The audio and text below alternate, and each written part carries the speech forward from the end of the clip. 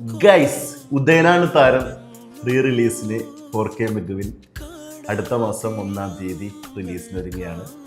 Roshan Andrew സംവിധാനം ചെയ്ത ശ്രീനിവാസിൻ്റെ തിരക്കഥയിൽ പിറന്ന മലയാളത്തിൻ്റെ ഹിറ്റ് ഫിലിം ഉദയഭാനു എന്നൊരു ക്യാരക്ടർ ചെയ്ത് ലാലേട്ടൻ തകർത്ത മൂവി. അറിയാതെ പറയാതെ നീ പോയതല്ലേ എന്ന ഗാനം ഇന്നും ഞാൻ പാടി നടക്കുന്ന ഒരു പാട്ടാണ്. എനിക്ക് ഭയങ്കര ഇഷ്ടപ്പെട്ട സോങ്ങാണ്. അതിലെ എല്ലാ പാട്ടും കരളയൻ കരളിൻ്റെ കരളെ ശ്രീനിവാസന്റെ പെർഫോമൻസ് ആയിരുന്നു ഒക്കെ കിടുവായിരുന്നു, അടിപൊളിയായിരുന്നു. പിന്നെ ദീപക് ദേവിൻ്റെ മ്യൂസിക് പടത്തിലെ ഫുൾ ടൈം അതിഗംഭീരമായിരുന്നു. മീനയുടെ പെർഫോമൻസ്, പിന്നെ ഒരുപാട് ആളുകളുണ്ട്. പച്ചാളം ബാസി, ജഗതിയുടെ പെർഫോമൻസ് ഒക്കെ. ഒരു ഡയറക്ടർ ആവാൻ കാലങ്ങളായിട്ട് അതിന് പിന്നാലെ ഒരു പാഷനായിട്ട് ഫോളോ ചെയ്യുന്ന ഒരു ക്യാരക്ടറാണ് ഉദയഭാനു എന്നൊരു ലാലേട്ടൻ ചെയ്യുന്ന ഒരു ക്യാരക്ടർ. അയാൾക്ക് ലൈഫിൽ പറ്റുന്ന 1-2 ഇൻസിഡൻസിലൂടെ ഡെവലപ്പ് ചെയ്യുന്ന ഒരു കഥയാണ്.